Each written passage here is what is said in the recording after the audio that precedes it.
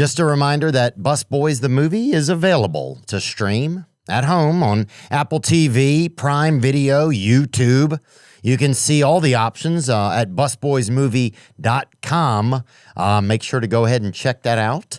We've also got some DVDs available if you're into that. And thank you to anyone and everyone who helped support our movie. Amen.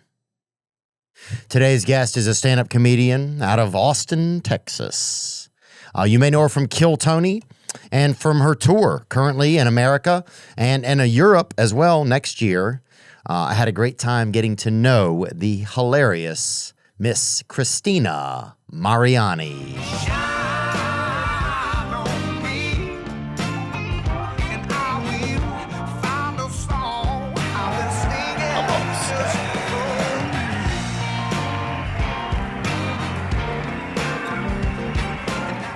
Thank you for coming and thanks for adjusting your time or whatever was going on in your life. Thanks for having me.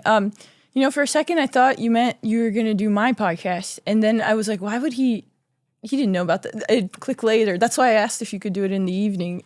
Oh, really? Yeah. I'm glad that you would think about me being on there. I don't know what hat to wear here. What do you think, Cristina? What do you think if you had to pick a hat for a guy that's sitting in here? That's one. Okay. I think I like that one more. You like this one more? Yeah. You look tan. What do you say? I look handsome? Tan. Oh, okay. Yeah, like you've been in the sun. Oh, I thought you meant look. I honestly, I thought it gave me a little streak cut. I thought like you look closer to being like a BG black guy. Oh no, not with a mullet. That's true. Never see a black guy with a mullet. But you know what? You know what's I think is something that should come back is the Jerry curl. That's what he was saying. You and Zach were just mentioning that? Well, she was talking about mullets, and I said, she was like, if he was, it's a long story. We're talking if you were black and you had a mullet. I said, I think that's a Jerry curl. Oh, yeah. That's what a Jerry curl is. I didn't know. Oh, that's a Jerry curl, baby. Okay. Sorry, and it's hard to call you baby too. Also, that's insane, and that's very unprofessional, and it's not cool. I felt like you were being a narrator, not you, Theo, just the narrator of the. Thank you. Yeah. Yeah, I wasn't trying to be offensive to you. No, or I didn't think or so. Like, you said I was aloof. That was worse. Okay, that was before we were rolling. Yeah, but now everyone knows.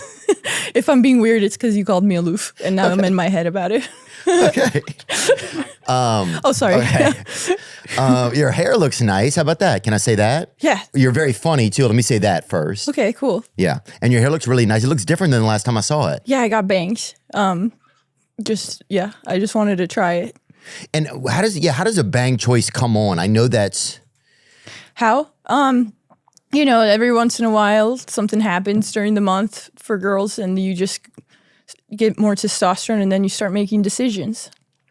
Oh, really? Yeah, I feel like that's when I make all my important decisions is around my period. You mean something ovular? Oh, just like, because you get way more testosterone in your body when you're about to, that's why we get so angry, because we're closer to you guys when we're about to get our periods. We're the closest to guys, so then... Is that really what happens? I'm pretty sure. I don't want to we can fact check. No, bring it up. But so you get more testosterone right out of there because why is it? Because you have to hatch an egg kind of deal, or like does the body need more power or need more? That's not a good way to say it. Somebody's going to get upset no matter what I say here, but about power or just like what do they need more testosterone for? Do you feel like? I don't know. I have no idea. I feel like it was just your body punishing you for not having a baby. That's what a period is. Oh. That's what it's like now you get to be a man for a week. But then if you... And what branch of Christianity says that? I don't know. I don't know. Are you religious? You're a little religious, yeah. I believe in God, Right. And yeah. And I like Jesus, dude. So that's where I'm at. But no, I have faith for sure. Yeah. That's cool. And you're part-time religious, or you? I grew up really religious. I grew up really Catholic. But then, in high school, I was like, I don't know if I believe in this. And then now I'm like kind of into crystals and stuff. Oh yeah. And but I'm spiritual, I guess. But you can't spell crystal without Cree, like me. Oh no. Christ. Yeah. Okay. I was thinking. Also, Christina is close. Wow, so no matter what. I was thinking about myself. Yeah. What was I even asking about? Oh, no, but tell me more about the ovular, like the energy, the ovular energy. Oh, okay. And how it led to the bangs kind of. Oh, okay. Well, I think I just, I think I always have these things in like in the back of my mind, these things that bug me, but I'm able to ignore it for most of the month. And then when I'm about to get my period, they all kind of come to light and they really aggravate me, you know? And then I'd get like more insecure and stuff. And then I just, I'm like, you know what? I will get bangs. Why not? Because you get that testosterone and that confidence to just go for things, Okay, so some of it feels like a confidence that comes in. Kind of like when you're angry, I feel like you don't have time to overthink things if you're feeling angry about something. That's what's nice about feeling angry sometimes is that you're not overthinking. That's a great point, actually. Anger usually kind of leads to some sort of action. Yes, and not always good. Most of the time, not good. Yeah. But you're not overthinking when you're doing it, Yeah, that's true. Like, oh, look at these definitive people who are making a bad choice. Yeah, exactly. I don't get really that angry, though. Yeah. Well, I think they look nice. I think they look great. Or those are bangs, huh?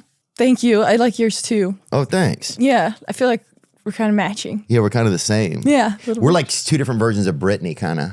Yeah, it's Britney, bitch. Yeah, and I'm tired. Well, every girl always wants to be toxic, Britney. I'm okay. I'm okay with being dancing in the foyer with the knife, Britney, or whatever. Like one of the newer ones.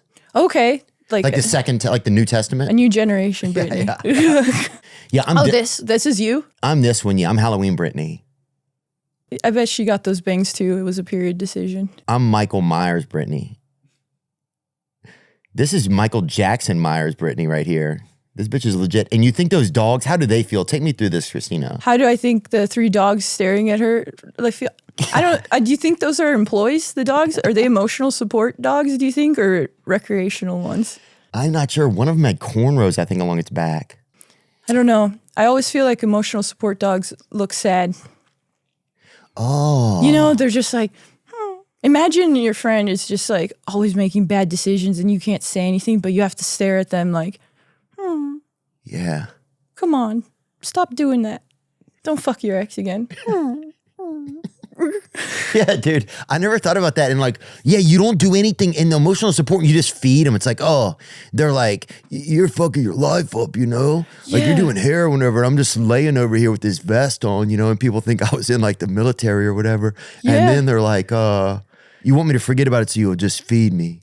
Yeah, and dogs are good at that, at forgetting about things if you feed them. That's a good point, huh? I feel like cats would keep you more accountable, and that's why people don't like them as much. A cat would be judgy. Every time you do something wrong, it would like go away and show you its butthole. And then you'd be like, I fucked up.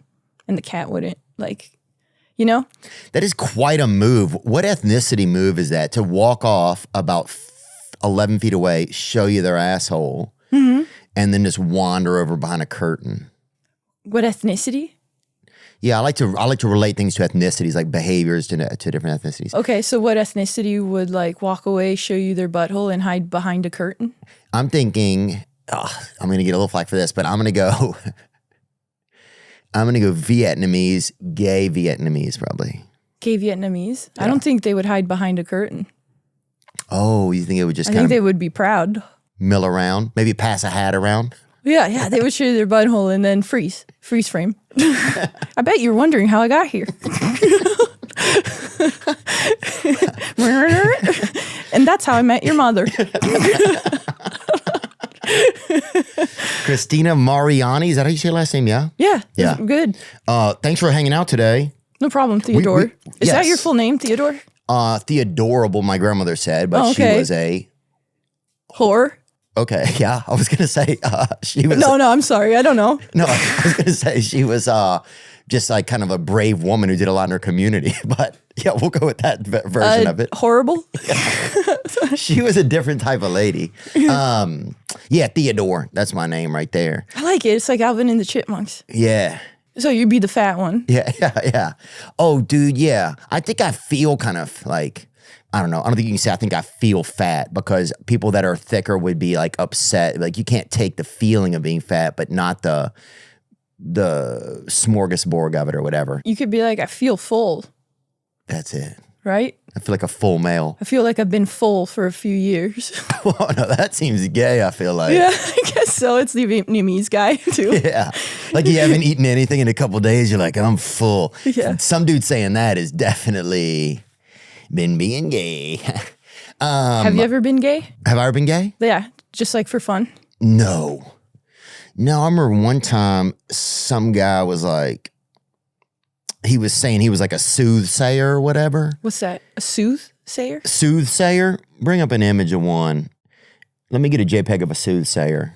That kind of sounds like Like that. that doesn't look soothing at all. Well, all of these are options, right? The man talking to the horse, the other Brittany, soothsayer Brittany right there. That's your grandpa, the man talking to the horse? But it was just like some guy, and he's like, apparently there was a guy in our town who could read your ribs by rubbing his fingers on them.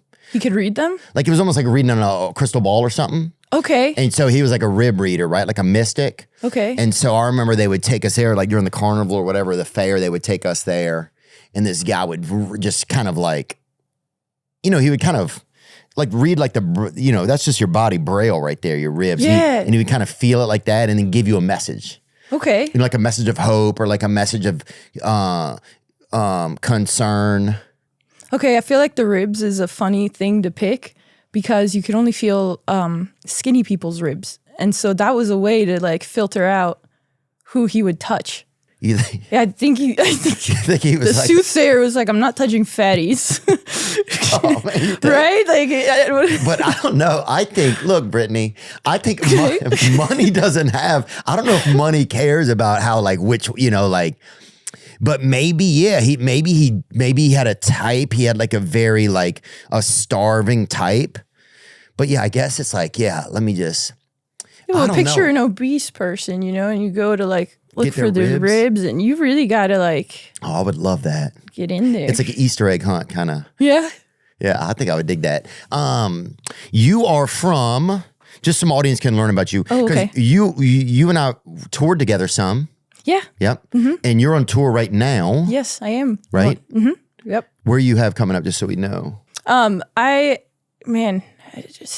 should have looked that up, right? Here we go. Okay. Skyline, Appleton, Wisconsin. I love Wisconsin. Chicago at Zany's. That's great. Yeah. Congrats. Dude, the Comedy Store La Jolla. Oh, yeah. That's the first time me doing that. I'm excited. That's the best. Okay, cool. That's where Mitch McConnell lives, somebody said, I think. Okay. That's what anyway, or lives is a unique term to use with Mitch McConnell. But didn't he just fall asleep the other day? Did you see that? He was found unconscious. Why? He's a senator. Oh, okay. So he's just up to those it's like those sleeping senator tricks. Like those, what's those animals that play dead or whatever? Possums? Yeah. Yeah. Oh, so he's just being a possum. Yeah, he's just the opossum of the, what is it? Senator Mitch McConnell was found unconscious at his Washington, D.C. home on June 14th, 2026, and reportedly received CPR for a suspected cardiac arrest. Sure. Probably trying to get insurance money. While his office confirmed he was hospitalized, they have provided few details on his current condition. I don't know. I kind of believe that he had a cardiac arrest. You do? I think that's, yeah.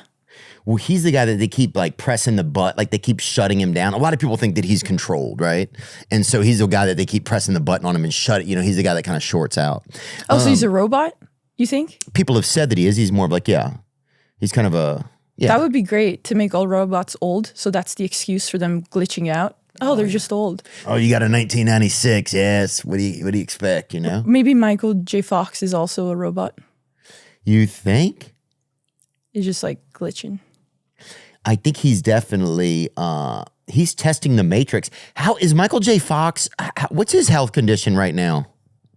Because I know what does he have? MS, right? Parkinson's. Oh, he's got Parkinson's, dude. Oh, I feel bad making a joke. Oh, now. No, it's okay. I mean, he's a comedic actor. I'm sure he's okay with joking around. Michael J. Fox in the advanced stages of Parkinson's disease. And also, this is what you get for traveling through time. Is in the advanced stages of Parkinson's disease, which he was diagnosed with in 1991. While he deals with severe symptoms and mobility challenges, he remains mentally sharp and active, making high-profile appearances like his surprise attendance at the 2026 SAG Awards. Dude, it would be interesting to talk to someone that has that, just to learn about what it's like, just to learn about Parkinson's and like I always wonder what it's like to have certain, like a certain ailment or a thing that's going on with your body or mind, but while you're like, can you still experience it? Like, does it feel like you're in like a Halloween costume? Like, when you're in a Halloween costume, you put it on in the mask and you're still looking out of it. Like it's you inside, but outside people think you're like a ghost or like a Wookiee or whatever. You mean know? like if you're self-aware about how you're coming off to other people? Yeah. Or like, does it feel like you're like just trapped inside of something that's having a problem, or does it feel like you are having the problem? I guess that's what I mean. And sorry, there's bugs in here. Oh, it's this okay. Place is, it's not bugging me. it just has a lot of bugs. It's not? No, it's okay, fine. Sorry. No, it's I'm all sorry. good. I'm taking on anger for somebody else. You're fine with it. That's fine. You're from Stockton. It's okay. You're a guy. You always have anger. That's true. And you get it every once in a while. Every once in a while, and that's when I get stuff done. I write down the things that, okay, I'll do that when I'm about to get my period because I'm about to get anger. That's a good idea, like a period to-do list? Yeah. So then I'm like, I'll get to this. I know when. So that way I remember. It's like, all right, time to, yell at my mom today. No, I wouldn't. I love my mom. Well, who knows if you do. But time to like dig up that body, or time to like, go look for treasure, or time to do something that's productive. Yeah. Yes, put those 2x4s up. Yeah, because then if not, I'm just sitting with all that anger. I need to use that energy, which is why, do you work out? I like that. Yeah, I like to work out. Yeah, because of all the anger. Yeah. You got to let it out somehow. It does it makes me just, I don't know. It makes me, here's what it does for me is I realize I need to let myself know that I'm in control of myself, right? Mm-hmm. Because if not, I'll be more at the whims of just like what my thoughts are. So going to the gym, making myself go, puts me a little bit more in control of myself. Like it gives me a little bit more hope that like, okay, somebody's got my back and it's me. Okay, yeah, right? That makes sense. A little bit of that. Does it make sense? It completely makes sense. I appreciate that. If you complete tasks, if you do things you tell yourself you're going to do, that builds your confidence, and then you trust yourself because you're like, I'm not a liar. I said I was going to do it and I did it. You hate yourself when you're lying. Yeah. To yourself. Yeah. Oh, dude. Yeah. I got to the point where I didn't even believe myself anymore. I wouldn't even listen to myself. I realized I would saying something like, that's not going to, like you start to lose like integrity with yourself. It gets kind of like, I don't know. You can get into like kind of a rough spot. Yeah. Because then you don't like yourself. I mean, think about somebody in your life that is a compulsive liar. You don't respect them. You don't want to be around them. It makes you feel bad. And then that thing is inside your head. It's you. Yeah. Then you're like, you can't escape. Kind of like Brittany's dogs, and then that's you in your head. You're just like, somebody cornrow my back. Like, enough. That's why I never say. One of the dogs had lipstick on too. That's the part that shook me a little. He was like, I need to feel better somehow. I need to do I look pretty? And he was a man too. I think he was a Vietnamese dog. That one? Yeah, and this is a new advertisement for Hollywood. This is insane, but yeah. Hollywood the musical. Yeah, Hollywood the musical, dude.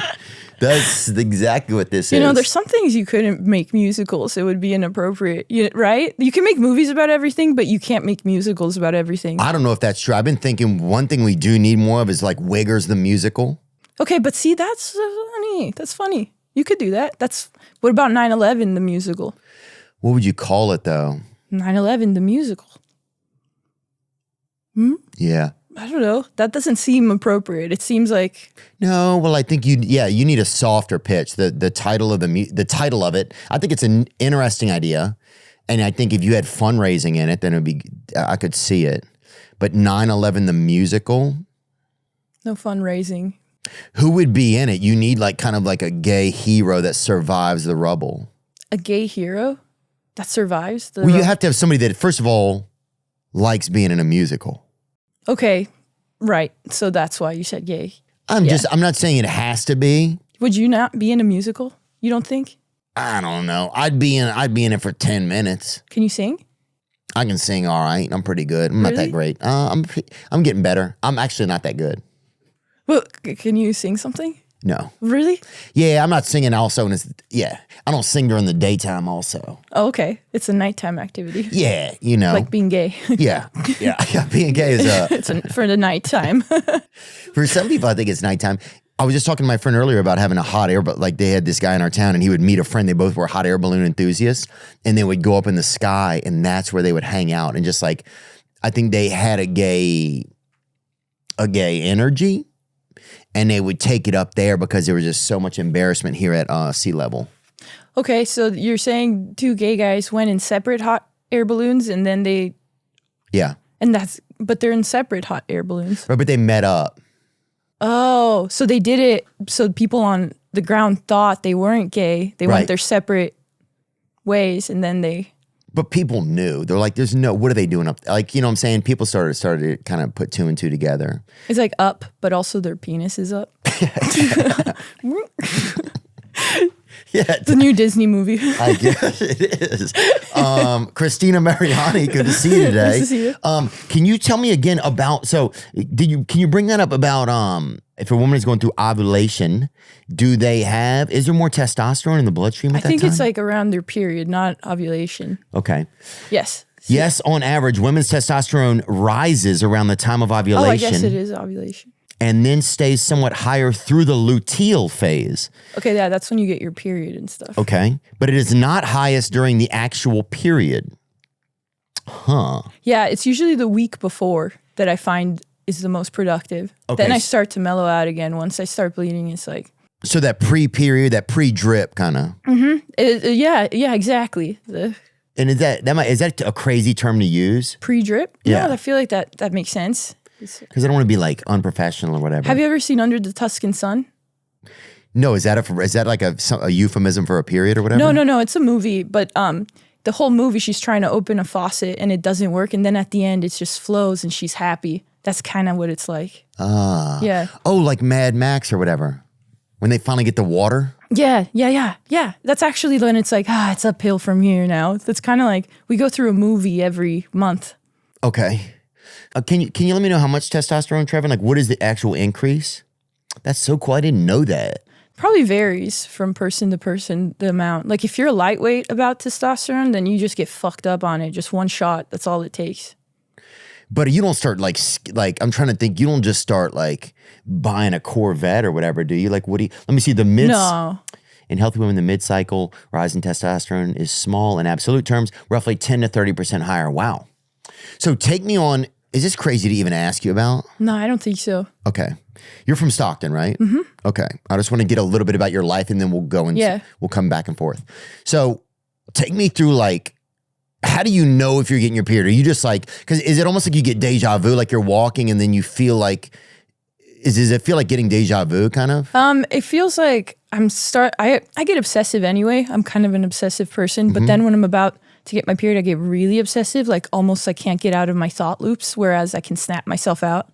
But then when I'm on my period, it makes me fixate on certain things or certain things I thought I resolved. Then it brings it up again, and then I just get real like obsessive. I don't know how, but it's different for everybody. I'm already obsessive, so I think it enhances it, you know? Okay. What was the question?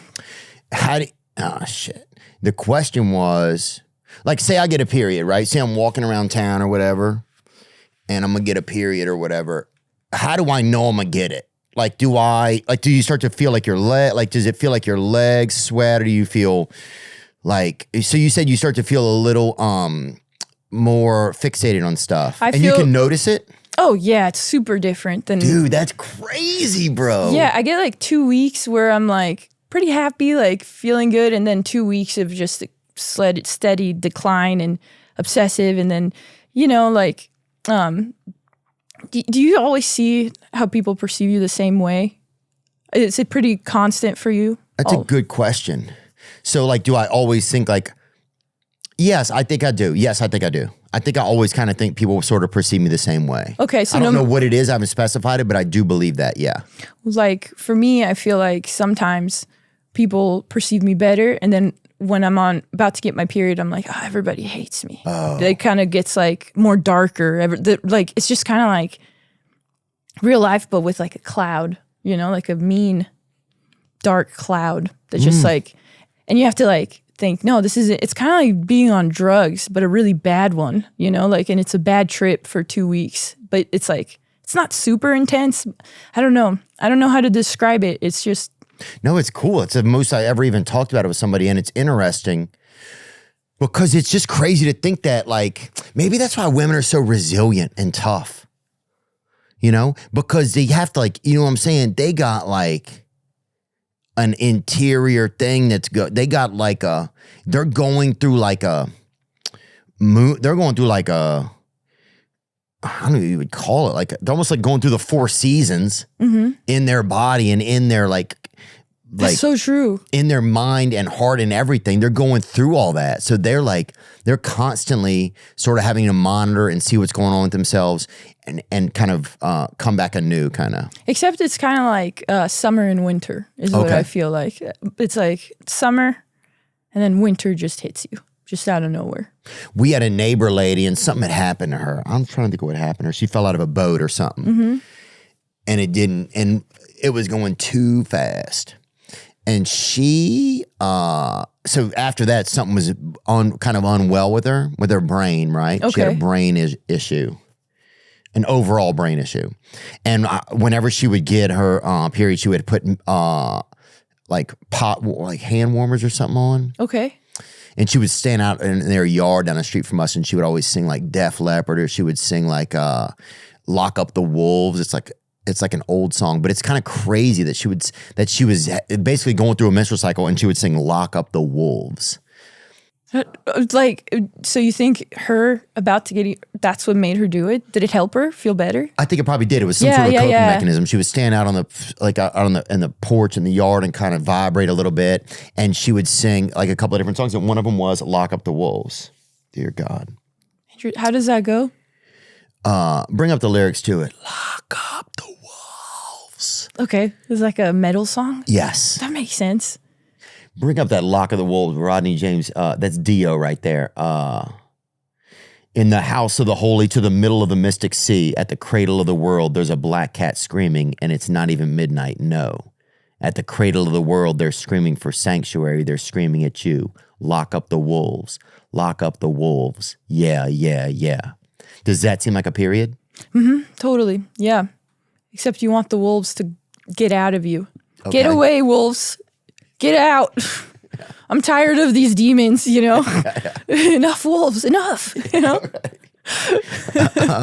Get out of my cat, you know, speaking of cats. Meow, because it hurts too. Oh, dang. Yeah, I sometimes gotta remember that. Is it crazy if you approach a woman and asked her where she's at in that sort of cycle pattern? Do women feel like they don't, or I'm sorry, some of this stuff feels like I'm just like.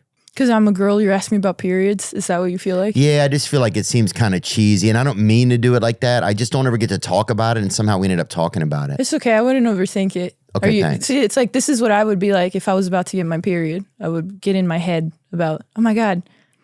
I would still be thinking about the mullet comment earlier. Oh, yeah. And I wouldn't be able to be present. I think my whole life I've been about to get my period, probably. Well, you're a guy, so yeah, exactly. Dude, think about it. If you're a guy, you never even get to have your period. You just have to do all the other shit the whole time. You're on your period the whole time if you're a guy. Oh, you are? Yeah, that's like, us on our periods is closest to a guy, just baseline. Well, what if a guy hugs you while you're on your, like when you're riding that baseline? Is that like almost like a gay moment, I wonder? Maybe that's why it's like, you know, if you're straight, you're just like, no. Get away from me, buddy. Yeah, you only kind of want to be around, like, I don't know if you, actually I don't really want to be around anyone. Going around my period time. Yeah, I just wonder if we all should be wearing some sort of thing that tells how we're doing so people would know when we get approached, not even ovularly. Yeah, you can't tell though, like people's vibe right away. Like, oh, they're not having a good day today. Yeah, I think sometimes you can, but sometimes I think there's a little of you don't know. I met a girl at the gym today, and she, I could tell something was a little bit uncomfortable, but I didn't know what it was. But then I just said, yeah, what's going on, you know? You seem like you're just maybe having you're thinking about something. Maybe like, because she was like at the gym trying to work out and you went up and hit on her. I don't know. It's like, what's going on? It can't be that I'm interrupting you working out. I don't know. I mean, bro, like that can't be it. That could have been a small part of it. You know what I mean? She's there trying to like meet her goal, and you're like, so baby, which hat? Which hat? Do you think what? You're not enjoying this? Hey, can I ask you about your period? Are you on it? Oh my God, dude. Well, why didn't somebody tell me that there's something this wrong with me? I don't know. Hey, you like my hat? Hey, which one? She's like, I'm trying to bench 20s or whatever. I don't know. Please. But I don't know. Maybe not. Maybe that wasn't it. Could have been something else. It could have been anything. It could have been anything. This episode is sponsored by BetterHelp. Yeah, we talk about mental health more openly now. Heck, sometimes it's all anybody talks about. You'll be like, hey, how was the game? And people will be like, I'm not doing good. But actually asking for help can still feel hard. And BetterHelp's latest research confirms it. BetterHelp's 2026 State of Stigma report surveyed 2,000 Americans and revealed that 85% of Americans believe getting support is wise, yet 74% say society discourages people from doing so. Cut out the noise and do what's right for your own well-being. BetterHelp can help. With over 30,000 therapists, BetterHelp is the world's largest online therapy platform, having served over 6 million people globally. And they do the initial matching work for you so you can focus on your therapy goals. Don't let stigma stand in the way of support. Start therapy with BetterHelp. Sign up and get 10% off at betterhelp.com/Theo. That's betterhelp.com/Theo. What does the $7 big deal meal get you at Sonic?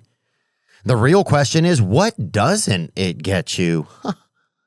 For just $7, you score a classic Sonic cheeseburger, medium fries or tots, a medium drink, plus premium chicken bites. Yeah, that's not a snack. That's not a just grab something real quick. That's a full meal. And then some. You know what I'm talking about. I'm talking burger in one hand, tots in the other. Chicken bites just hanging out like, yeah, we came too. Squat up. Only thing it doesn't get you is a bigger dashboard in your car to hold your $7 spread. But that's what cup holders are for. We've all done it. Enjoy a full meal plus premium chicken bites for just $7 only at Sonic. Live free. Eat Sonic. Cristina Mariani, good to see you today. Nice to see you too. You're so funny. Thanks for coming by. Yeah. Thanks for having me. You grew up in Stockton. Take me just so our audience knows, because some of our audience knows you. A lot of it does, but some of them might not. Okay, right? yeah. And so take me through a little bit of that, if you don't mind. Okay, so I was born in Lodi, California, but just born there. Then I lived in Stockton till I was like 4 or 5. And then I moved to Italy. And then I moved back after a few years when I moved back when I was 11. And do you remember being Italian over there? Oh yeah, totally. Really? Yeah. I mean, 6 through 11, you remember things, you know. Oh wow, yeah. And the Romans, are they Romans? Some of them, not all of them. The ones in Rome are Romans, and then the ones in Tuscany are just Italians, you know. And how was it like being an Italian child? You know, the kids are a lot more brutal in Italy. They're like wild animals. They'll just like beat you up, you know? Really? Here in America, they're like mean with their words, you know, and like they're more psychological about it. But in Italy, they just are mean, or they just beat the shit out of you. Really? Yeah, I remember when I first moved there, me and my sister went to a birthday party, and I think because we, you know, were new, all the kids started chasing us around and trying to beat the shit out of us. And at first we thought it was like hide and seek or like tag, like a kid game. Yeah. And then we were just hiding. Like we were like got really good at hide and seek. We were hiding under the table. We were calling our mom like, please come get us. But like in Italian, because it was in Italy, you know. Dang. Yeah, but So there was a level of like, so they got the Italians. Well, they're very handsy. Well, that's the thing. So I guess it goes like even if it's violence or love or something like that. that's true. Yeah, I guess so. They're very gesticular. You know, they use their hands when they talk. Yeah, totally. You know, and when they, I guess, do violence or whatever. Yeah, did it feel romantic? Do you think people romanticize? Like, do you ever romanticize like getting beat up all the time? Even like getting beat up the musical? Okay. Getting beat up the musical. My childhood in Italy, the musical. It's just me getting beat up for 4 years. But do you ever kind of like, do you ever like, I don't know, I guess I wondered if because I'll like romanticize or like kind of like make something seem greater that was a long time ago just because, right? Like what, for example? Like the past was better, you know? But what's in something? It could be just like when I was a kid, if you wanted to know if somebody was at home, you had to go over there and see if they were at home, right? Okay. Like now you can have your mom text or you could text or send just hit them in the chat or whatever. But then you had to walk over there and you kind of get a clue. Sometimes their cars would be there, car wouldn't be there. Sometimes maybe one of the parents would be home and they'd be home sick or whatever. And you'd even just try to go in and play anyway. Like, but you know, but you had to go over there. And so you had to create this, like, you know, it was kind of like a little bit of, sometimes you'd be too nervous to go ask, you just go stay in there. Like I remember standing by my friend's door for like 10 or 15 minutes until one of his parents or somebody just came out or came by. Like, what are you doing here? You just stand there, you're committed. Yeah, I'm like, is William home, you know? Yeah, yeah. And you're like, he's not home, he's out of town or whatever. But, you know, so I think something like that, does that make sense, you think? Yeah, so like you But I look at romanticize it it fondly. that it was tougher for, you know, kids had to do this sort of thing. It's kind of a bad example, I guess. So that's not romanticizing if you're thinking it was worse or you think it was better. I thought it was better because it challenged you a little bit more. You had to actually go kind of, it was just like, I don't know, things seemed a little bit more like you had to go and have an actual human experience to get a little bit of information. Yeah, I mean. That's what I mean, I guess. No, yeah, I get what you're saying. I feel like everybody says like social media and like just how much access we have to the internet is killing human connection. And I was thinking about it and I think it's killing like the small talk of human connection, you know? Now you can't like, you already know what they did, like superficially. Now when you see them, you have to like talk about your mental problems, you know, like, okay, so I saw that you had a salad for lunch and you're going through a divorce. Tell me how you're feeling. Yeah, like show me your croutons. Kind yeah, of exactly. It's like now I know all the boring stuff. Yeah, I'm trying to think of some things maybe that I romanticize. But is romanticizing healthy, do you think? Is that the word? Am I using the right word? Yeah, I mean, I feel like if you romanticize something, you're painting it with rose-colored glasses. Right, that's what I'm saying. It's not exactly like romantic, but it just means you're looking back on something fondly, even though that may not have been the way it was. But what was the way it was? Isn't it better to romanticize everything then? So that way you're like looking back at your life all romantical, because like what's the even alternative? Last week or something, you mean? Yeah, even yesterday, even this morning at the gym, you know, with the girl, you could With the harassment, you mean? Yeah. You could romanticize that. You could be like, it was unrequited love, you know? Yeah, it was. Dude. Yeah, it was. And eventually the universe will bring you guys together in a more appropriate setting. Dude, you know what those videos that are the wildest to see? Those reels, bro. Some reels, it's like, it's too much. It's like, 90% of your shower water is chemicals. Have you seen those reels? It's like... Oh, yeah, the ones that try to sell you the filters? Yes. Yeah, I've gotten one. Oh, you got one? I got one. I believe them. I'm really gullible. I'm a sucker for marketing. Do you know how many best Bloody Marys in the world I've had? So many. Really? Because they always say they're the best, and I'm like, I got to see this for myself, you know? And I believe them. Why are they lying, you know? They're never the best. They're not even close. Yeah? Yeah. Anyway, sorry, keep going. No, that's good. But all those things are like that. It's like, did you know that your grandmother has forever chemicals in her? You know, it's like hugging your grandmother in the summer again.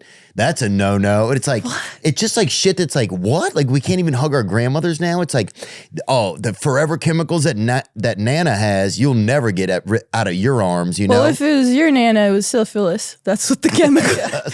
Because she's a whore. I'm sorry. That's a callback from earlier. That's fair. But I haven't heard that about hugging your grandma. Is that actually something that's like a... No, but it's just these things that you see. It's like nosebleeds must be a fat or whatever, you know? It's like, every reel is just something. It's almost like it's just this bot that's making up two things and putting them together.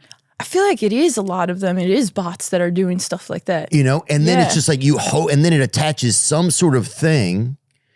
Like that's a product. You know what I'm saying? It's like nosebleeds must be a huh? Time to get some roller skates, you know? Or, you know, time to get this new set of ice trays or whatever, you know? Yeah, so it's like two things that aren't related at all, but they somehow make it work for the marketing. Yeah, and they just it makes so many of them that it doesn't even care, dude. Like all it cares in the end is if you buy something, right? One of the craziest things that I see on AI all the time, or I don't know if it's AI, but that I see on that's Reels a lot is the have you seen the one? It's like if your husband is in Wilmington, Kentucky, and you think he's here on a business trip, think again, baby girl. Have you seen those? Mm-mm. Damn. No. See if you can pull up one of those for me, guys. It sounds like they prey on people's fears most of the time. Like, yes, this is a fear thing. Well, yeah, that's because like people respond to fear. That's like, so if they make it seem urgent, like, oh, this is going to happen, you know, your grandma's going to get cancer if you don't buy, I don't know, Splenda, right? Yeah. Something like that, where it's like, oh man, I don't want grandma to die. I don't want it to be my fault. Yeah. I feel like they use that. There's like, here's one. Yeah. What is this one? Your name's Meredith, and you live in Nashville, Tennessee, and you're dating Kevin, and he works at a car dealership. Run. He's not just test driving cars, baby. Run. But there's like, I see these all the time. Well, that's not even trying to sell something. Do you think they're just being nice, or do you think they're being shit stirrers? That's what I just, no, there's just so much, everything out there. I just think it's about fear, like you just said. It's like everything out there, it's like, it's just creating like, oh my God, you know? I mean, this guy's a snitch or whatever, which is fine, I guess. But I guess maybe he's a good snitch. Or maybe it's not even true. Maybe he was just like, people are going to find, you know, that he just fabricated it. I always believe them though. I'm always like, oh shit, poor Meredith. You know, I'm like, I'll comment sometimes. I'm like, prayers for mayor. You know, I'll put that in there a lot, dude. But yeah, I don't know. There's just so much shit that's out there, I feel like. And it's, I don't know. Sometimes it's fun to figure out if it's entertaining to me or if it's just kind of like, I need to stay away from it. Okay. So you grew up until 11 in Italy, and then you moved to where? And then I moved to Stockton again. Wow. We moved back, yeah. Did you ever see Nate Diaz over there? No, you know, I feel like every time I've been on Kill Tony always asks me that. He does? And I Sorry. did. No, it's okay. That's the only thing Stockton's really known for, I think. I don't think it's really there's nothing else going on there. No, I never have. Well, how would you describe Stockton then as? Like, what would you say is about it? Because there's probably a lot of great things about it. I know there's a lot of missing people up there. Mm-hmm, yeah. Crime is a big one. What else do they have? I know there's cigarettes, I know. Yeah, cigarettes. The Kings, yeah. No, that's in Sacramento. Oh, that's Sacramento. Wait, is there a Kings in Stockton? No. Basketball, Sacramento. Oh. Yeah, right? Yeah, so tell me a little bit more about Stockton then. I mean, you kind of nailed it, I think. That was pretty much it. I liked it though. I think when you grow up somewhere, you think that's your baseline. I think it's better to grow up somewhere that's not that great, because then as I've moved around places, everywhere else has been way better. Oh, you know? That's interesting. Yeah, so my baseline is low for where I lived, because if you live somewhere like really pretty, like I don't know, Aspen, then everywhere else you're going to be like, or Australia, like can you imagine? And then you move to Stockton. But I guess I went from Italy to Stockton, but I don't know. That's a crazy push. So yeah, Italy it was to a Stockton? lot different for sure. I lived in the mountains. It was like in an isolated town. In Italy? In Italy, yeah. There's like 300 people. Corfino. In Corfino. Nobody even knows about it. I feel like when you look it up on Google, it used to say human settlement. It didn't even say like town or village. Wow, that's it? Yep. Oh my gosh. Nope, it's not. See? They always think it's in Abruzzo. No, it's in Tuscany. It's in Tuscany, man. Yeah, this is wrong. See, there's an I. It's Tuscany, N-O. man. Yeah, but that's how tiny it is. It always brings up that one. Got it. It's an imposter. Corfino. 300 people live there? Mm-hmm. Yeah. Oh my God. Oh my God. But as a kid, that was awesome. It's a perfect amount. Yeah, the whole town was basically like we could play hide and seek in, which was good for me. Yeah, so with the violence. Yeah, with the Do you remember leaving it? Not really. It was really son, our house is still like, when I go visit, it's still my room when I was like 9 or 10. There's still my have toys. a house there? Yeah, my parents still have the house we grew up in. But it's still like untouched. It's like a time capsule. Wow. Yeah, so it's crazy. I go back and I was still playing with like Barbies and they're still out and it's just there and it's crazy, kind of. That's Stranger Things. Dang. And so why did your family move? I think my dad, he's really ambitious. He's always been a real like project starter and it's just a tiny town and he got stir crazy, I think. And so he was like, I can't do this anymore. Then he wanted to move back. Yeah. I think also just in those tiny towns, you know, people are in each other's business all the time. And I think he got sick of that. Yeah. Yeah. It makes sense to me. It makes sense to me too. I don't think I would want to live there now. I think if I were to live there, it'd be when I'm like, you know, retired. Yeah. It's really pretty, you know, like I could write up there a book or something, you know? Oh, yeah. I always romanticize about writing a book somewhere. Yeah. Oh, I'll write a book. What would you write a book about? I would probably write a book just about... I don't know. I thought about two guys that aren't married that just keep giving each other shitty advice about like they keep being each other's like, I'm going to help you find somebody type of thing. I thought that'd be a funny thing to write about. I would write about growing up, just people that I knew, stories from home, things like that, things that I thought about, things that I think about now. I would write a book, maybe and so some of it would be words, some of it would be recipes. Okay. A little bit of that, maybe. Words and recipes? Yeah. A book is kind of like a bunch of words. Because sometimes I'm reading, I get hungry. That's a recipe, huh? Sometimes I'm reading a book and I get hungry and I'm like, oh. Yeah. No, I get that. It's kind of like watching a movie, then you get hungry. It's because your brain's preoccupied and it's nice to do something while you're... Right. I want to do two things at once. Yeah. You know? Yeah. But also, if you're reading or get hungry, or you're and a recipe's right there, or a movie had a recipe right in the middle of it. So you're saying like if like a recipe movie. Like so it's not like Die Hard and then in the middle there's just a recipe for some reason. Yeah, like it he is stops to like Yeah, it is that. Okay, like that. So he stops and he just is like, okay, let me make some food or like just read the recipe, or does he go through with it? Then he goes back to killing German terrorists. Oh, now if you could get, that would be cool if the person in the movie, like Daniel Day-Lewis is suddenly, that's what I mean. Helping you make like a tuna tartare or something. I think something like that would be pretty wild, you know, or he's helping you make like a bouillabaisse or some kind of, you know, like a nice soup or something, or koi spot or gazpacho or something. Yeah. Or like on Taken, you know, he's looking for his daughter, but he has to eat still. Yeah, you know? and now he's looking for ingredients in his cupboard. For all the ingredients. That'd be cool.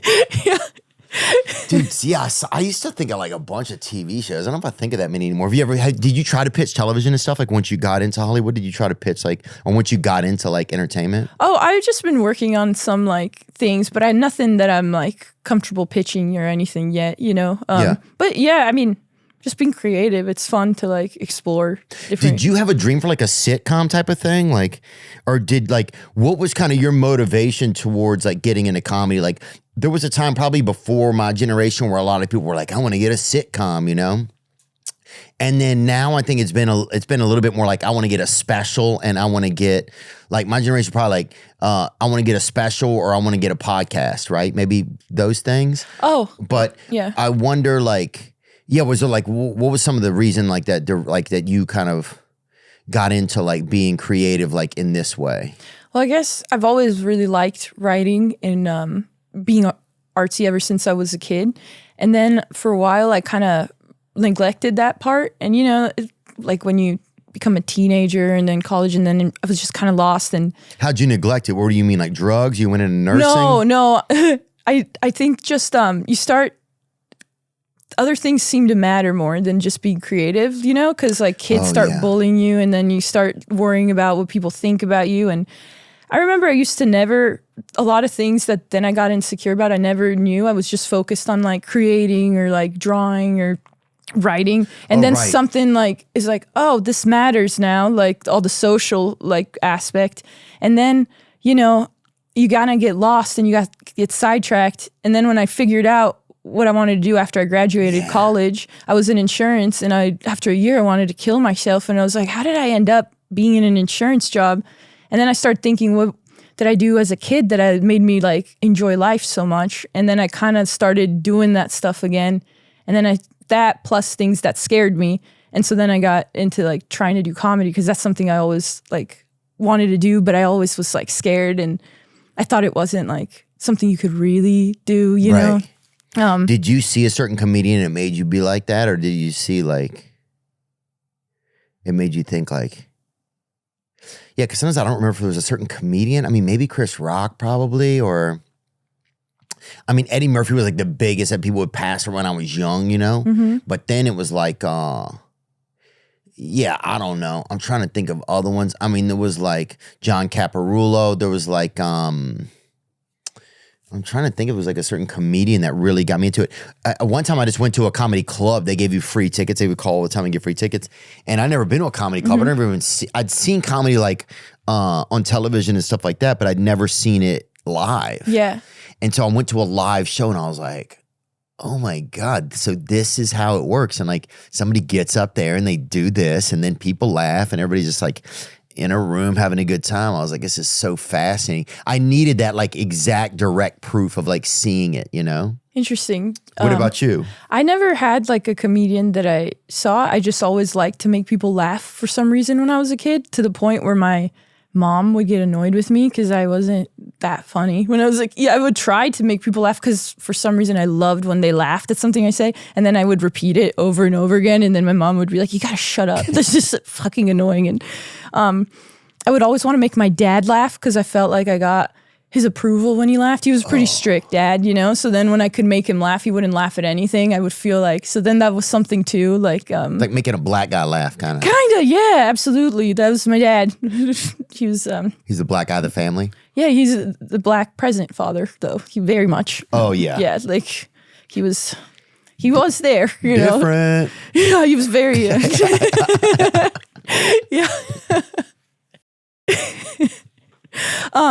But I forgot what I was saying. I'm sorry. Oh, no, no, that's yeah. okay. So I just like to make people laugh always, and I like to create. And so even when I got into comedy, I didn't have like, oh, I want to get on a TV show or anything. I just really liked doing it, and I just knew it felt right. And so then I just liked to write and get on stage and perform it. And so I've just been kind of like, oh, I just love to do this. And I like exploring other avenues too, but this is like the thing I really like to do. Has touring been tougher than you thought? Has it been a good time? Are you enjoying more when you just get to be at home?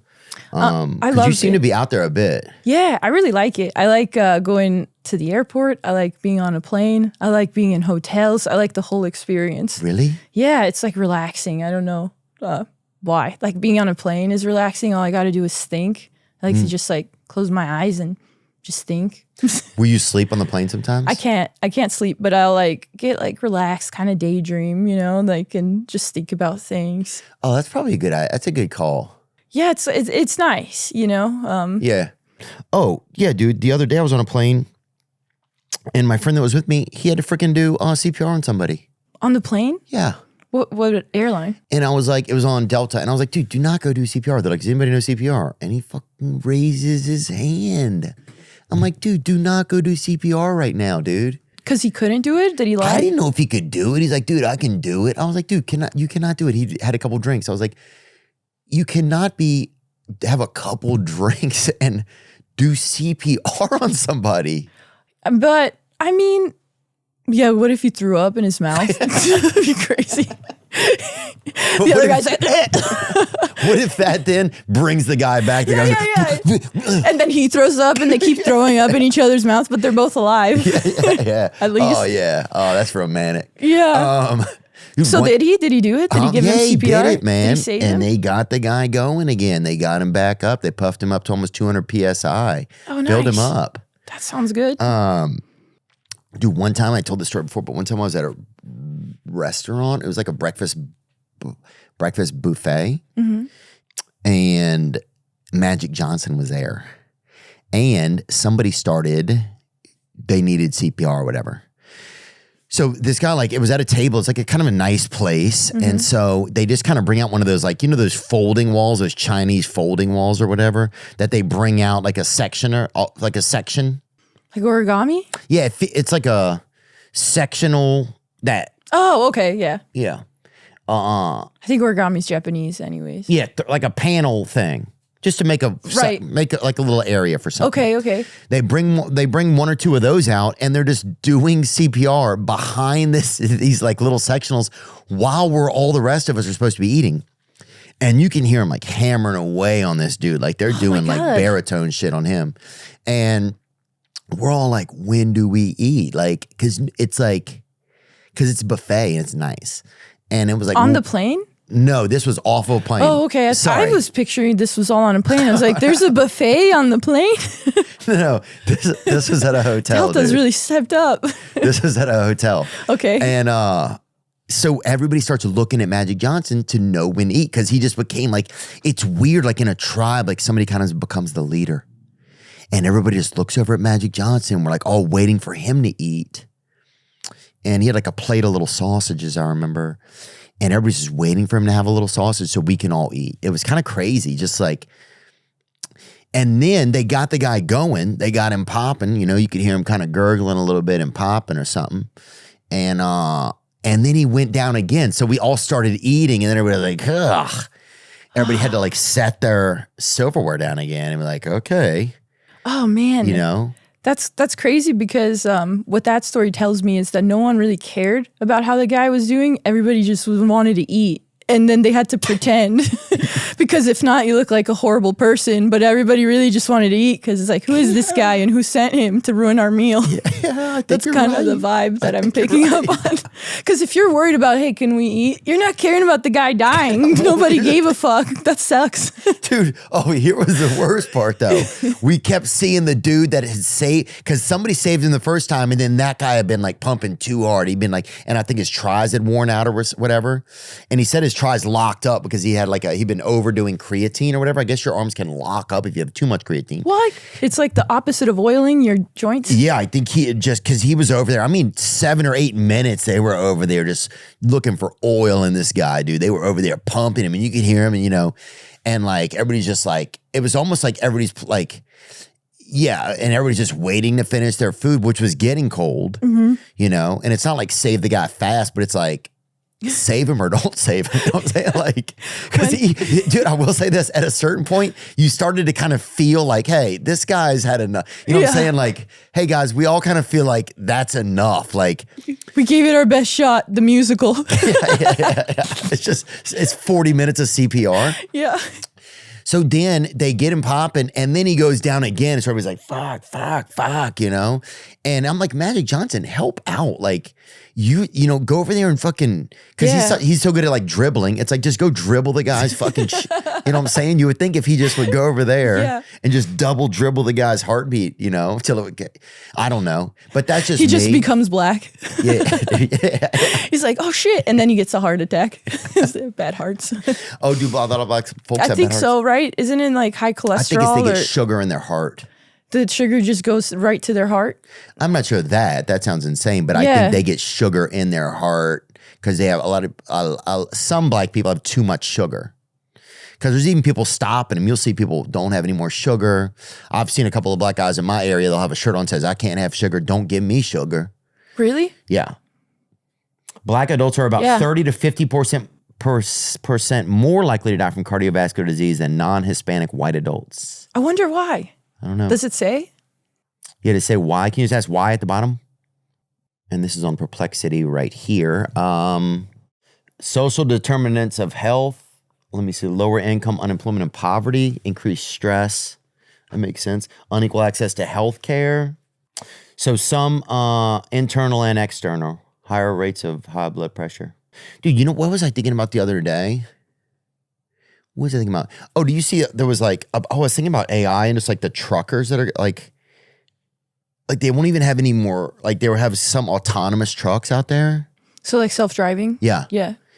And the self-driving stuff kind of gets me a little bit. Have you seen the first time a Waymo sees a gay guy? Have you seen that? No. Oh, that's good.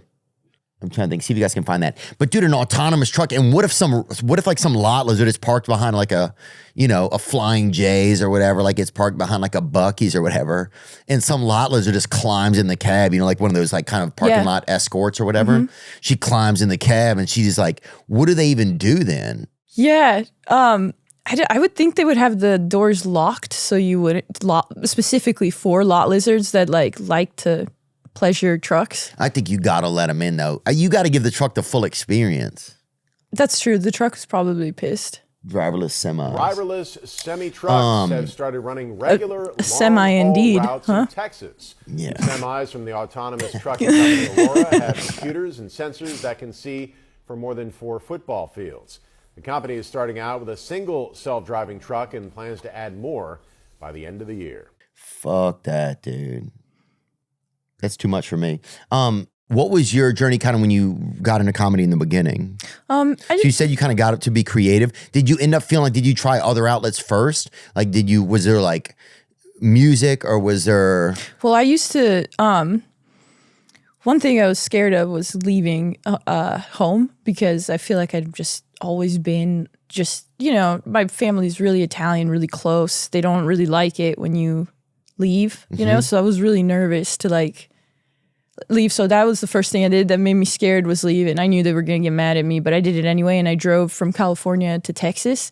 And then once I was, and before that, I would do things like go to the Grand Canyon by myself, for example, and like to practice being out on your own? Yeah. Wow. Or to like practice just being by myself and doing things that like I used to feel self-conscious about eating by myself in a restaurant, So then I started just doing that to get over that feeling embarrassed, like just feeling a lot of shame. I did a lot of things to get over all these dumb things I feel shame about because I had a lot of guilt and shame I get from growing up, I think, Catholic. And so I started doing a bunch of stuff to get me over that and just not care about what people thought anymore because I realized that was keeping me prisoner in my own life. Wow. And I wasn't able to like live it how I wanted. And if I kept doing it, I was just gonna wake up one day and be old and be like, where the fuck did my life go? I didn't even do what I wanted because I was so worried about what everybody else was thinking about me. Do you know how you kind of got through that moment? I can relate to that a lot. Like recently I finished touring for like a long time and I've been touring for like, I don't even know. I've probably done half the weekends every year, 4 days a week for 20 years maybe. Mm-hmm. Every other week. So not all the time, but I've been touring for a long time. And now there's just like, I have no comedy dates on the books. I don't even have to do it if I don't want to. It's like, I do want to, I'm feeling, but it's like, but for the first time I was like, a little bit of me was like, well, who am I?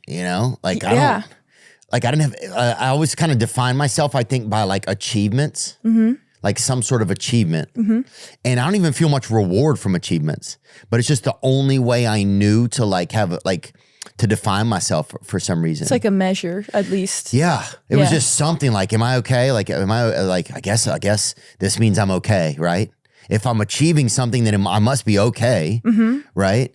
So that's just been like such a spot where I'm at. Right now, you mean like too? Yeah, just recently I've been there. Just recently been there. And I went and did this plant medicine and I started like, but they record you while you do it, like while you're under it. So then you can go back and listen to the recording after. Most of the stuff I was saying was just like, am I okay? Am I okay? Am I okay? It was just like this, like this voice inside of me just asking this all the time. So do you feel like when you achieve things, you're like, okay, well, I must be doing fine because I did this and this and this, but then you feel kind of empty inside because it's more like, oh, this is just something that everybody gets to see that you did, but it's not really about you. It's not really necessarily like, do you know you're like the things you value? Do you live with like doing things like, oh, I'm nurturing this thing that I value and this thing? Or is it more like, oh, this is the goal I need to achieve and then you kind of ignore what you value to get to it? No, I don't ignore what I value to get to it, but I think I haven't had like a lot of like strong list of what my values are. I think I have them. Mm-hmm. I know I have them. But I've never really kind of listed them out. So funny you say that. That's kind of like what I'm working on with this therapist right now is like, well, what are your values? What are your beliefs? Mm-hmm.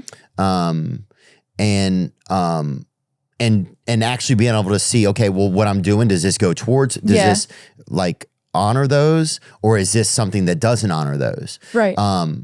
So at least to give me more of like a map, like kind of a chart of what's going on. Yeah. No, I just think I didn't know any way. I never felt like, look at me. I just felt like, well, what's a way that you can know you're okay? And it's like, okay, well, if I have to achieve something, right? Like if I do something, then, we get it done, and everybody, and it seems like everybody thinks it's fine, then it must be fine. You know, I just didn't have any other, I'd never had a pattern built inside of me that's like, well, this is really what means something to you, and this, you know. Does that make any sense even? I think so, if I'm understanding it correctly. So it's kind of like doesn't it feel almost though like then you're not super present in your life when you're focusing on like, okay, this is what I got to do, and then you're not really like really absorbing every moment, and then that gives you so much anxiety, because then you get to it and it's like, oh, well, where did all that time go that I got to this, but I didn't even live, and now more time has passed and now I got it, but to what cost? I didn't even like really spend the time enjoying it. Yeah. Yeah. Oh, dude, it's so crazy. It's like you're reading what I was writing out yesterday. Yeah, that's what this therapist was saying. It's like, well, you have to take time when you have certain things that you're proud of, that you recognize that with yourself. Like, hey, man, I'm proud of you. You did a good job, or we did a good job, or this is neat. And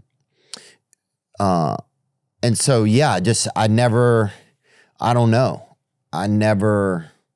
didn't have a strong other value system. Like, thankfully, I didn't have like a strong immoral value system where I thought like crime or murder or stuff like that was okay. I knew those things, but I didn't have a much other sense of like, yeah, I don't know. I guess the only way I knew how to be seen, like, I guess if it was some sort of achievement, then I was being seen, I guess, or something. And then that made things kind of okay. But yeah, at a certain point, you're just like, I wasn't even there. I wasn't even there. Yeah, I That's get what it. it felt like. I felt like totally. I got to the end of this touring and I was like, yeah. where am I? And Who it's am like, I? and then you think, but I should have been like really enjoying this the whole time, but I was just in my head thinking about like either being hard on myself or like, That's what it was. that's what it is. And then you're not like being really immersed in it, and then it passes you by and it's like, this is a cool thing. Everyone thinks it's a cool thing, but I wasn't even really there. Like, if I'm really being honest. Yeah. And it's hard to separate that, like wanting to do something just right and being present and just letting yourself exist without worrying about doing it bad, you know? Because it's like you still want to be like well represented, but then that's still caring about what other people think, and it's not making you be I think about this stuff a lot too, because I struggle with this stuff too. Do you? Yeah. That's how I can read it. Yeah, no, as you're saying this, I'm like, damn, that's so crazy. I've had these thoughts too before, because you get really in your head, you beat yourself up all the time. Yeah, people are like, dude, you're so hard on yourself. Yeah. And it's like, I don't know. I feel that some, but it's like, it's the only way I know how. It's like, it doesn't even feel like you're being hard on yourself when you do it. It just feels like you're being realistic, and you're being like, well, I'm just not an idiot. And you see people all the time that are like not hard on themselves, and then you're like, well, I don't want to be delusional like that, because that's not helping them, you know? So if anything, I err on the side of caution, and I see myself in a little bit worse than what probably is true, just in case, so I can improve from that. Does that make sense? Fair. Yeah. Yeah. You know, but then you get to these milestones and you're like, why was I stressed out for so long? You know, and then somebody will ask you on a podcast, like, what was your favorite part about touring? And you're like, fuck, I was stressed out the whole time. I can't even remember something. Like, I was doing exactly what I want to be doing, but I was so stressed out. I didn't even like enjoy so much of it. Yeah. And then you're like, fuck. Yeah. Well, it's kind of like you get in like kind of this like paddleball match with yourself, or like this, you get in like this, what do they call it? Ping pong? Yeah, you get in like this ping pong match with yourself. But yeah, I think in the end, it's like, I don't know, it takes focus to like do certain things, and it does take like a lot of self-monitoring and stuff. Like, I grew up with like a lot of self-monitoring, like always kind of monitoring myself. Like, is this okay? Is this okay? Do I seem okay? How do I seem? Am I okay? Where do you think you got that from? I think I just didn't have anybody telling me that anything was okay. So I didn't you have had anybody- to guess, kind of? Yeah. Like, So constantly guessing. Like I used to do like things like to soothe myself when I was growing up. Like I would rock on my bed all the time as a kid. Like my brother and I's bed were on wheels, and they would wake and in the morning they'd be across the room. Like we would both have like rocked, and sometimes they would be like kind of like over by like they were both trying to get out of the room. Like it was like cars trying to leave. Like there'd be traffic jam. Yeah, traffic jam. I used to walk, like step on certain things, like monitor while I was walking. I used to swallow on both sides of my mouth, like bite your cheek, kind of? Yeah, yeah. do certain things because just to create patterns, so things would make sense to me in my life. Like because I think I just didn't. I had no idea if anything made sense. Yeah. And it was harrowing, I think, as a kid, because then you're so you're just everything's internal. You're like this sort of like a fish that fucking somebody put on some land No, I feel like and let you be alive. I feel like I had most of my existential crises as a kid. I feel like people have them as What is adults. it existential crisis? You guys bring it up just so we can say it, because I know we say it all the time. But also maybe that's not the right word for this because I was a kid, but I was just had so many questions as a kid, and I was one of those kids that asked questions to my mom all the time, and I'd freak out. I'd throw up sometimes because things didn't make sense. Like, do you know that sounds like a cartoon character? Sorry. No, but it didn't like being in space and then black holes, and then I'd worry about a black hole forming right next to the Earth, and my mom wouldn't have the answers. I'm like, but how do you know? Like that can't happen. Yeah. And Dude, just when I stuff heard- like yeah. that. Yeah. So When I heard it, I was worried a black hole that the music would be so loud in there.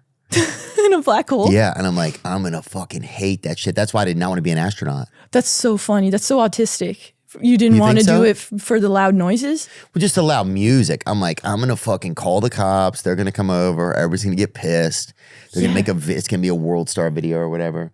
What an existential crisis is. An existential crisis isn't a formal mental health diagnosis. It's a pattern of thoughts and feelings centered on big questions like, who am I?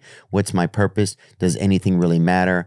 How should I live given that life is finite? Yeah, that's literally what I would think about as a 5-year-old. And I remember just seeing other kids playing and stuff, and I would just be like, Mom, is the world gonna end? Like just stuff like that. Like, yeah, I had to worry too early, I think. I think When me I look too. back. Yeah, worried all the time. Why do you think you had to do it though? I don't know. I think I just was curious. I think it comes from curiosity. Isn't curiosity cool? Like it's like so double-edged sword because curiosity makes us want to create and ask things, but then also curiosity is the reason for like, I don't know, bestiality, for example. Right? Because it's like, it's all coming from like a wonder, what if?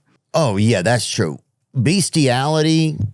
I mean, That's why the cat, it got killed. It's because of that, because curiosity. Yeah, I do not want to see that. If they do like a mural of that, I don't want to see it. Of a cat? If Getting a cat got killed? killed through bestiality, I'm out. Yeah.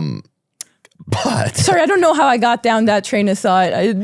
no worries. I don't. We're think talking about being curious, and I don't know why I thought No of worries. that. I don't think we even know what we're talking about, but it's good. No, we're talking about like. Do you think just we're making any sense at all? I you guys think so?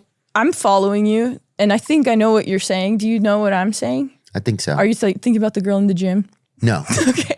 What if this whole time when we were talking, that's just what you were thinking about? Oh, no. I wouldn't let my brain I don't let my brain just do that anymore. Like I'll try to stay locked.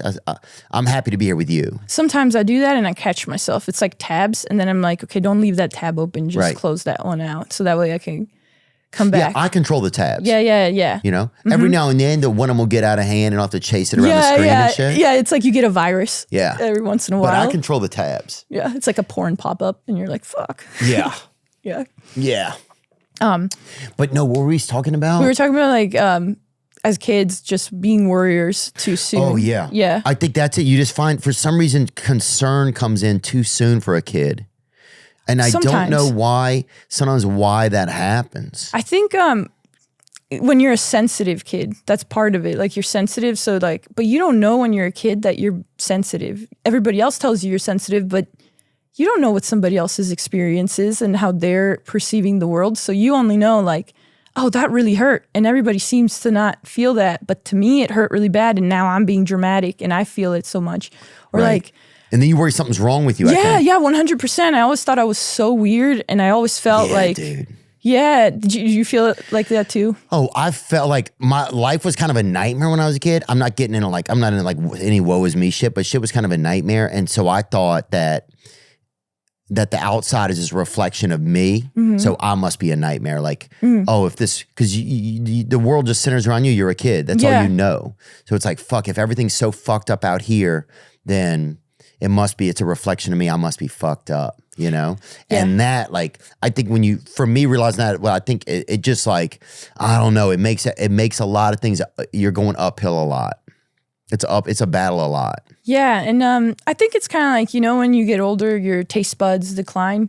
I think when you get older also, like, you get maybe less sensitive because you get more data and you get more used to like certain experiences. So then things don't feel as intense. So you're still sensitive now, but probably less than when you were like brand new, Yeah, you start to get the hang. Well, I think no matter what horse you're on, you kind of get the hang of how it rides a little bit. Yeah. So I feel like a lot less stressed out now than I did as a kid, to be honest. I feel like as a kid, I was like peak, like just everything was overwhelming and too much, Yeah. And then I felt like, how come everybody else seems to be getting along and I'm so weird and I'm trying to be like them, but I'm not, they're on to me, That's I what always it is. felt like I was trying to have to like, I didn't always feel that. A lot of times I felt like I was having to try to posture to fit in, and I didn't really know where I fit in. And also sometimes I was kind of glad that I didn't fit into just one place though. Like I think there was bits of all of that, Yeah.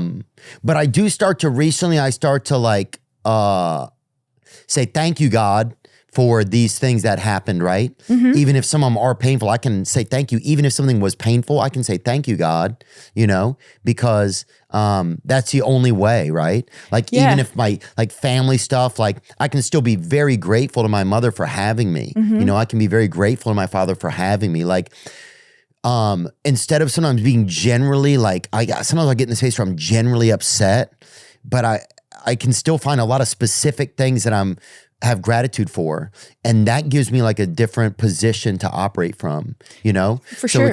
I could sit there and think like, oh, I'm upset at my mom about this, or this thing happened, or my brother, or my boss, whatever. But if I can find thank them for this, right? And then that's kind of where I can hang my hat on with them, And if my thoughts start to go down some of these other spaces, I can put up some boundaries and say, I'm not going down those spaces anymore just because it's not the best place for me to be. Does that make any sense? Yeah, 100%. And it comes from self-trust and open-mindedness, and it's a fine line. That's what I've been thinking about too, because I've been like, is it that I don't trust myself or I'm open-minded? I tell myself I'm open-minded, but is that an excuse to not trust myself? Do you know what I mean? Like sometimes you want to be open-minded and not think, oh, I know all the answers, because most of the time you don't know all the answers. So you look for like, you're open to what people have to say and feedback, which is good. But then it can go too much to where you don't even listen to what you think and the gut feeling, because with the excuse of, oh, I'm just being open-minded, I don't want to be like, I know everything, Does that make any sense? So then sometimes it's like, oh, the measure is if people are liking it. But then if that's the only measure and you're not thinking like in your gut, I'm not proud of that, that's when you end up feeling like, because I've done things where people have liked, but then I've been like, but that doesn't really reflect my values very much and I don't feel good about it. Even though it went viral, I don't know if I really feel good about that. Oh, yeah. It's almost like you sold out a little bit because you didn't listen to the voice that was like, but is that something you value even if everyone else likes it? Yes, that's something I still value. There's things that I've put out there or that are out in the world that I wish sometimes I hadn't put in certain, like could be a special or this or that. But then some of it is, I won't even be fair to myself. I will hold myself to my older myself when I taped a certain special or something to a certain special. I only have 2 specials. I will hold myself to when I taped a special or when I put a certain joke out there. I'll hold my current self to the time at that time. You know what I'm saying? Yep. Like I'll hold the person at that time to my current like way of looking at the world. So that's when I start to realize, man, you're too hard on yourself. You're holding a past self to a current belief. That is like, if you watch somebody do that, it would be insane to watch somebody do that. So that's when it's bad to romanticize something, is when it holds you trapped into it. you'd think romanticizing is good, but then it's just making a story that's better than the current one, and that's not good. Well, sometimes romanticizing, I think this is interesting because we're kind of bringing it back to that. Sometimes romanticizing is, it's almost a savior way of like, if you really had those moments from the past or those feelings, like sometimes maybe you're grateful that your brain romanticizes them, you know? Mm-hmm. Like maybe if you were trapped in a, you know, if you were like imprisoned for like as a prisoner of war but the thing you remember the most is like chats with the guards on a Sunday. Right. You know, Yeah. it's like, or being able to sit there in peace and meditate or, you know, I don't know. Totally. Well, it's like if all the stories in your head are not quite right, why not make them good? So that way you have like a good like story. Because if it's all made up anyway, why not make up something fun, you know? Instead of like making up something bad. It's all made up. Like, I think. Yeah, dude. Yeah. Yeah, you're so true. Yeah. I think I think I'm just so funny. I'm like, just like in the past 10 days, like in this place where it's like, I'm realizing a little bit more of the control that I have over how to frame some of my thoughts and frame some of the ways that I'm looking at things and how kind of off some of it has been, you know? Yeah. And yeah, I guess I'm grateful that I can still kind of learn, and it's definitely a slow process. I feel like sometimes. I don't like to lie. I don't know. It's like, I like to be where, I don't know. I like the comfort of the old thoughts and ways, but it's just after a certain point, it's not serving you anymore. Yeah, I feel like it's like going on a diet or eating healthy, but with your brain. So like when you're like reframing things, expressing gratitude, being present, that's you eating healthy. But every once in a while, you want to dip into the junk food, and that's the, you know, going back and thinking about things that don't even make you feel that good, but for some reason you do it anyway, even though it's not helpful. Because why? Like, it must be doing something to do that. Right. Yeah. Oh, well, I think for me, Cristina, I realized there was a time where I was like, man, sometimes I don't want to leave these old feelings of being sorry for myself or feeling bad or thinking about the sad things. Sometimes I don't want to leave those feelings. Sometimes I would, because they're the only, at a certain point for years, they were the only friends that I felt like even had like somewhere deep inside of me. It was like, those are the realest things I knew. Was like how much pain I was in or how I felt or like this level, like a certain level of discomfort. They were like my closest friends. Does it make any sense? Yeah. Like they were the things I felt the most. So to leave them, it almost feels like you're abandoning a big part of yourself, which in some ways, sometimes you are, you know? And I feel like sometimes it's comfortable to be in that mindset of like, pain, because if you start feeling too good, that kind of sets off alarms. It's like, oh, now I have something to lose. But if I can like retreat in the safe place of like, not misery, but like pain, then it's like, well, I was already there and I didn't expect much more, you know? And it's almost like a protective mechanism because it's scary to feel completely good. Oh, it's scary to feel like you deserve something. Yeah, that too. Yeah. It's not, but that's a lie. But that was a lie that I think was stuck in me for a long time. It's scary to feel like I deserve something. Or if I feel like I deserve something, what are other people going to think of that? Yeah. Or like, oh, am I going to jinx it if I feel, I don't know. That's kind of for like, sure. oh, well, I think there's some karma in there. Something like that. Yeah, too. It's like all these like, oh, I need to like keep making myself smaller so that way I don't lose everything almost. Or I don't like fuck it up because I'm being like, I'm giving myself too much. That's not good. Like, I don't know why we feel like that. Well, I think there is a nice balance with that though, because I think the world, like, you do want to watch your ego because your ego will also trick you. Right. Into thinking that, you know, you deserve, like everything's like, you know, that there's something more special about you. You know, it's okay to think that there's something special about you, but to think that there's something more, like, I don't know. Yeah, I don't know. It would, yeah, but it wouldn't be like that. It's like a fine line between ego and like loving yourself the way you love like your sibling or your mom or somebody, you know, like, cause like when I see my sister, for example, I'm like, she's amazing. She's great. She can do whatever she wants. And that's not me being like, thinking that like some ego driven thing. It's just love, you know? So I think but if you look at it towards yourself, it feels like ego when you do it towards yourself, you know, when it's like, no, but I do that for other people. Why do I feel guilty doing it for myself? It's not like from a place of superiority. It should be just love. And I think that's the struggle. It's loving yourself, but like keeping yourself in check. Like not, it's the difference. It's the difference being like egotistical and loving yourself, but it's a hard difference to distinguish, I guess. But I think thinking about it and seeing it a little bit and having a conversation with it, you know, like, well, why do I act this way? For like, what do I get out of acting this way, or what am I afraid of if I do behave this way? And like, but having that self conversation, I think it's like that's pretty key. And some of it can be fun to have some of that conversation. Before you go, because we gotta stop in a few minutes because this is a restaurant and a nightclub. And here in Austin, Texas. It's cute. I've never been here. You haven't? No, oh, but I nice. liked it. It's a good area. Yeah, it's great. We're glad that you're here. Yeah, thank you. When was the first time your parents came to see you perform, and what did they think? Because obviously, if you got see me perform, they've never come to see me perform. Really? Yeah, they on my end, they were not happy with me doing comedy for a long time. They're okay with it now, but they haven't seen me perform yet. And part of it was me too. I don't know if I really want my parents to see me perform. You know? Why do you feel like it's your own thing or something? I feel like I really care a lot about hurting my parents' feelings and like disappointing them or if I say something that they don't think is quite right. I don't want to get it censored because I know it's going to get in my head, like whatever they think. And I want to be like, when I do comedy, I want to be as honest and real with people and connect with them in the most genuine way I can without feeling like, oh, I can't talk about this because my dad's going to get mad at me. You know what I mean? Yeah. Because then I'm not doing what I'm supposed to be doing. I'm thinking about what somebody else wants me to do, and then I'm not being myself, and then I'm not even doing a good job at that point. Yeah, then you're wasting everybody's time. Yeah, it's like that defeats the purpose of but that's something I'm trying to get over too. That's where I don't care about, not in a bad way, I don't care what my parents think, but more in a like, I'm my own person. And I'm going to trust that they love me anyways if I, you know? Like no matter what here. Yeah. Yeah. That's it. Wow. Yeah. I forget. I didn't have much of a relationship with like my parents at that time really. So there wasn't like, I didn't have to worry about any of that. But I forget that some people have to worry about like, when your mom first sees you're doing some of this stuff and like how that feels. Yeah. Yeah. So, yeah. It's interesting to see like to put that in front of them.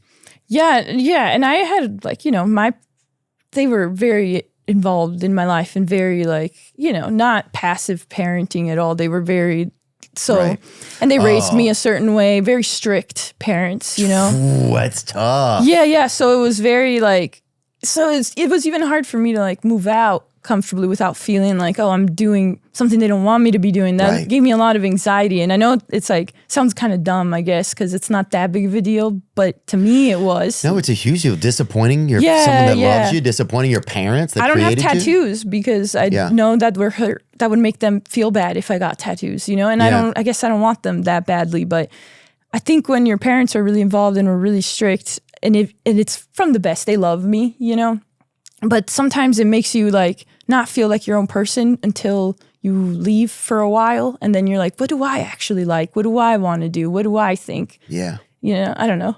I don't mean to keep going because I know you got to go. But it's okay. Yeah. Well, it's okay. The time limit just happened. We didn't know. Yeah. And we've been having a nice time chatting. And I think it's like, it's been cool. And and that's important stuff. And sometimes we talk, or like that's unique things, but that's real stuff that happens for people.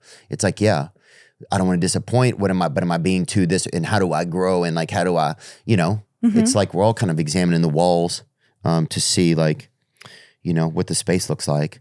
Yeah. But I'll just appreciate your time. And we'll just have to do it again soon so we can we have to talk about some more of this stuff. Yeah, I love talking about I think about this stuff all the time. Me too, dude. Oh my God, constantly. And then the more I think about it, I feel insane sometimes. I'm like, I have nothing figured out. It's like they think I figured something out, and then I'm like, I didn't really though. There's so much more. And then it's like, is any of my thoughts even my own? Sometimes I just go crazy. I go down rabbit holes. Yeah. And then I'm like, crazy. I gotta stop, like, because I need to be present. Then sometimes I smoke weed so I can get present. Mm-hmm. That helps quiet down all the voices that are constantly like just getting high and watching a movie and not trying to predict what happens, because that's what I'll do. I'm just like, nope, just go scene by scene and don't try to figure it out. Just experience it how it's supposed to be experienced, Yeah.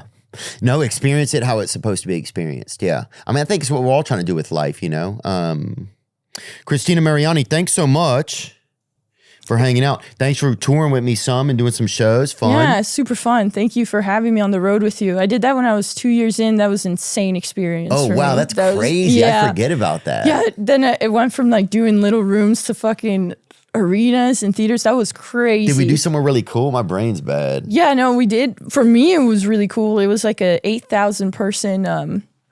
Oh, that's awesome. Yeah, you tripped on the stool. I remember. Oh, It was yeah. that Oh, one. yeah. Fahim was yeah. it? Oh, no. And Ari. Ari was there. Yeah, Ari Oh, was the there. best. Yeah. That was the biggest place that I've done so far, I think. Well, yeah, we'll have to do some shows here when I'm in town too, because I'm gonna be spending more time here because I got to start practicing comedy again. Coming up here in Appleton, Wisconsin, Chicago, Illinois, La Jolla, Comedy Store there, Sunnyvale, CA. At Rooster T. Feathers, tell them I said hello over there. That's a beautiful place. At the Bend Comedy Festival, Rochester, New York. I love their Garbage Plate Central, Pittsburgh, Comedy Bar. I'm going to Europe next in January too, later. And you're doing shows in Europe in January? Yeah, in January and it's February. beautiful. Yeah. And I have a podcast too. I almost forgot to say that I have a podcast. So that on my YouTube. And what is it called? I don't know. I was thinking this upcoming weekend. This upcoming. What do you think? Yeah, dude, that's a What do you good think one. of that name? You think that's good? Yeah, I think it's one of the better names. Dude. Yeah. Should I call it that for real? I think it's not a bad I have idea. no idea what to call it. So. How about this? I'm gonna think of some titles, and if you haven't started by the next time we talk, by the next time that we podcast, I'm going then- to call it this upcoming weekend. Okay. I swear to God, I will Never do mind. it. if there's nothing else. Well, look, don't second guess it. Then don't think too much about Okay. it. I think that's a great choice. Cristina Mariani, thank you so much. Thank you. Thank you. Now I'm just floating on the breeze, and I feel I'm falling like these leaves. I must be cornerstone. Oh.